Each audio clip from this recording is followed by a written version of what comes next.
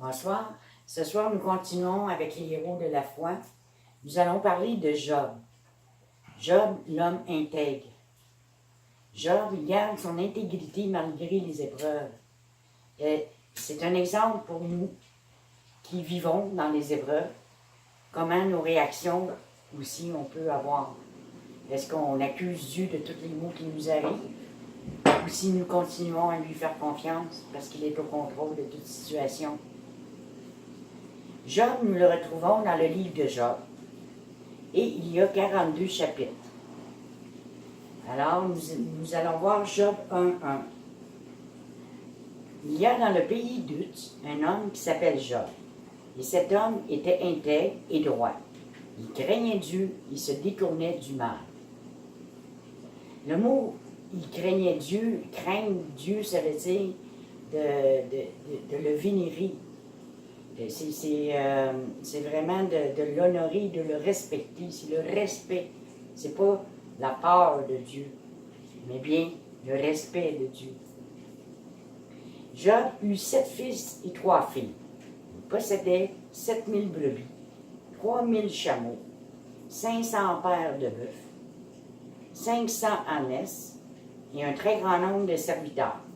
Il était le plus considérable de tous les fils de l'Orient. Et, à un moment donné, il y a eu un débat entre Satan et l'Éternel. Nous allons voir dans Job 1, 6 à 12. Or, le Fils de Dieu vint un jour se présenter devant l'Éternel. Et Satan vint aussi au milieu d'eux. L'Éternel dit à Satan, « D'où viens-tu? » Et Satan répondit à l'Éternel de parcourir la terre et de m'y promener. L'Éternel dit à Satan, « As-tu me remarqué, mon serviteur Job? Il n'y a personne comme lui sur la terre. C'est un homme intègre, droit, craignant Dieu et se détournant du mal. » Et Satan répondit à l'Éternel, « Est-ce d'une manière désintéressée que Job craint Dieu? Ne l'as-tu pas protégé, lui, sa maison et tout ce qui était lui? Tu as béni l'œuvre de ses mains, et ses troupeaux couvrent le pays. Mais étends ta main, touche à tout ce qui lui appartient, et je suis sûr qu'il te maudit en face. » L'Éternel dit à Satan, « Voici, tout ce qui lui appartient, je te le livre. Seulement ne porte pas la main sur lui. » Et Satan se retira de devant la face de l'Éternel.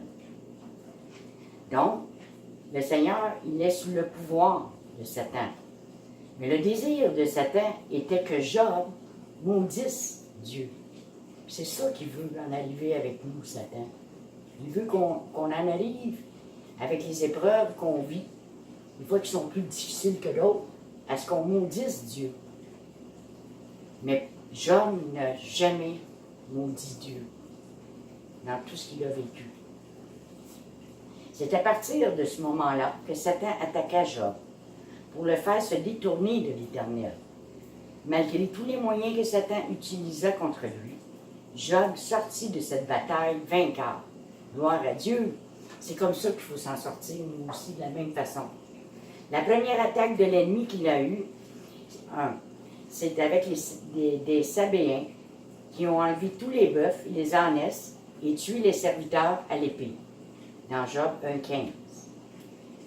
Le deuxième, c'est le feu de Dieu est tombé du ciel, les brebis et les serviteurs ont été consumés. Job 1,16. Le troisième, les Chaldéens ont enlevé les chameaux et tué les serviteurs. Job 1,17. Un grand vent est venu dans la maison, l'un de ses fils et ses filles mangeaient quand la maison s'est écroulée puis sont morts. Alors, tous ses enfants sont morts. Dans Job 1,19. Tout cela en même temps. Job se prosterna et bénit l'Éternel. Il connaissait la puissance de la louange. L'Éternel a donné et l'Éternel a ôté, que le nom de l'Éternel soit loué. Dans Job 1, 2, 20 à 22. La deuxième attaque. La maladie dans son corps apparut par un ulcère malin de la tête aux pieds. Sa femme, n'en pouvant plus de le voir bénir l'Éternel, lui dit, « Tu demeures ferme dans ton intégrité.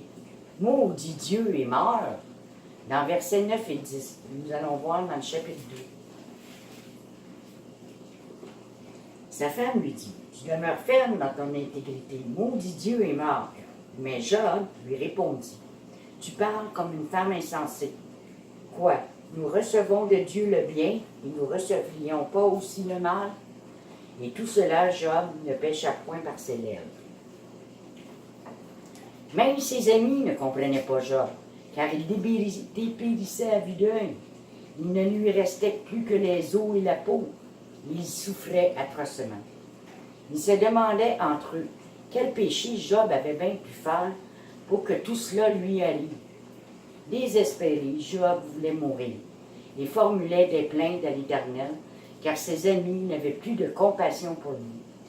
Il était dans la tempête et le tourment de la vie.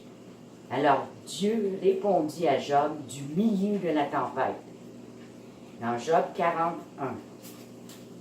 On va aller voir. Voyez-vous, au milieu de la tempête, Dieu est avec nous. Malgré toutes les oppositions, toutes les incompréhensions, le Seigneur a répondu. L'Éternel répondit à Job du milieu dans la tempête et dit, « Saint terrain comme un vaillant homme, je t'interrogerai et tu m'instruiras. Anéantiras-tu jusqu'à ma justice? Me condamneras-tu pour te donner droit? » Job s'humilia devant Dieu et se repentit d'avoir parlé sans comprendre ce qu'il disait. Il dit, « Mon oreille avait entendu parler de toi, mais mon œil t'a vu. » Dans Job 42, 5, 6.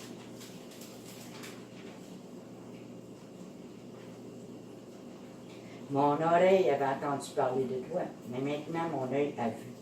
C'est pourquoi je me condamne et je me repens sur la poussière et sur la cendre. Il avait eu un enseignement de Dieu. Il le connaissait seulement par l'enseignement, par ce qu'il avait entendu de lui, mais il ne l'avait point vu. Et au moment où il l'a vu, là, la gloire de Dieu, quand on voit la gloire de Dieu, ça nous saisit. Et c'est ce qui lui est arrivé. Et là, il a vu qu'il avait parlé aussi de la même manière, sans savoir exactement qui était Dieu. Nous avons la chance, je dirais, nous avons le privilège, parce que Jésus est venu à la croix, et que nous sommes sauvés, et que nous avons cru. Nous avons la possibilité de chasser les démons. Mais si on se met sous la loi, dans l'époque où Job était, c'est la loi mosaïque de Moïse, il y avait des prophètes qui parlaient au nom de Dieu. Et le peuple écoutait les prophètes. C'est de cette façon qu'ils connaissaient Dieu. Et le Saint-Esprit ne se présentait pas dans toute chair. Il se présentait dans quelques personnes choisies. Mais nous avons ce privilège que Jésus met son esprit en nous. Il nous permet de chasser les démons. Alors, nous sommes choyés pour cela. Alors, parce qu'il s'est repenti, il dit, j'ai dit des choses que je ne savais pas. Puis ses amis aussi, parce que ses amis, ils n'avaient pas raison non plus. Parce que les autres non plus ne connaissaient pas Dieu. Ils étaient comme Job. Ils en avaient entendu parler, ils savaient les qualités, mais ils n'avaient jamais expérimenté. Alors, quand ils voulaient l'aider, mais ils l'aidaient selon leur connaissance, selon ce qu'ils ont entendu. Et des fois, ce n'est pas toujours la bonne aide.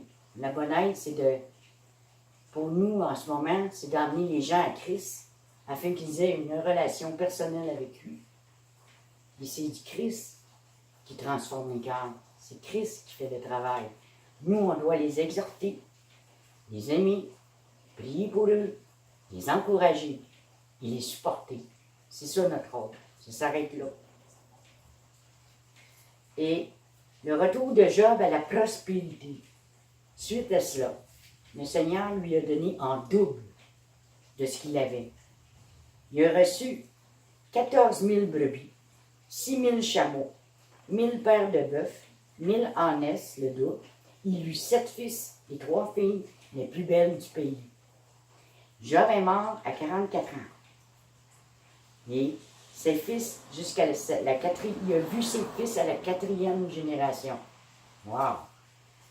Heureux ceux qui peuvent se rendre jusque-là. Alors, comment nous réagissons quand nous sommes dans l'épreuve? Est-ce que nous maudissons Dieu? Maudire, ça peut vouloir dire l'accuser. Lui dire que c'est de sa faute si tout cela arrive dans ma vie. C'est un peu des accusations. Alors, Dieu, on sait qu'il est au contrôle de toute situation. On sait présentement que la terre, le monde, est sous l'emprise du malin. Mais avec le Christ en nous, le Saint-Esprit en nous, il nous protège de cela. Il nous donne le pouvoir de chasser les démons. Fixez nos regards sur Dieu et bénissez vos persécuteurs et priez pour eux.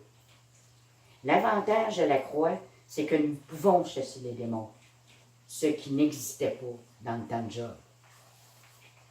Alors nous allons voir ses caractéristiques. Il cherche la face de Dieu pour ses enfants.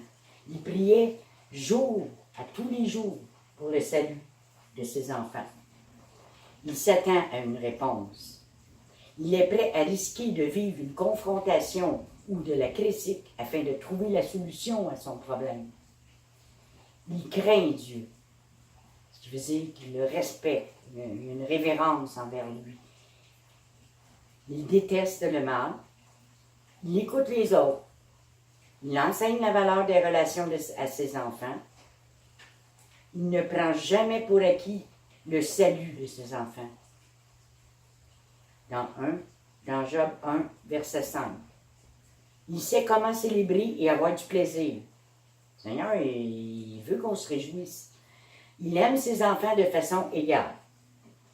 Il sait que sa protection est créée par son offrande. Il sait où aller lorsqu'il a un problème, à Dieu. Il est déterminé à se confier en sa source et fait confiance à l'intégrité de Dieu. Il crée et inspire une incroyable loyauté chez ses amis. Même ses amis qui l'ont induit en erreur et qui n'ont pas eu tellement de compassion pour lui, c'était pardonné. Mais le Seigneur avait son dernier mot à dire pour ceux de ses amis. Il enseigne les autres. Il sait que Dieu a sa réponse et non l'homme. Il sait lorsqu'il est dans l'erreur. Il sait qui est la source réelle de sa prospérité. Il sait que la bonté de Dieu dure plus longtemps que la saison de souffrance. Puis c'est vrai. Lorsqu'il ne peut voir Dieu, il se concentre sur la réalité que Dieu le voit. Des fois, on a l'impression que Dieu n'est pas là, il n'est pas présent.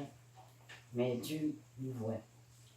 Il prie pour que les autres, au sein de ses souffrances, même en souffrant, comme il a souffert, il priait pour les autres. Il connaît la puissance de la louange. Alors, malgré toutes les épreuves, Job a été intègre, il a été droit.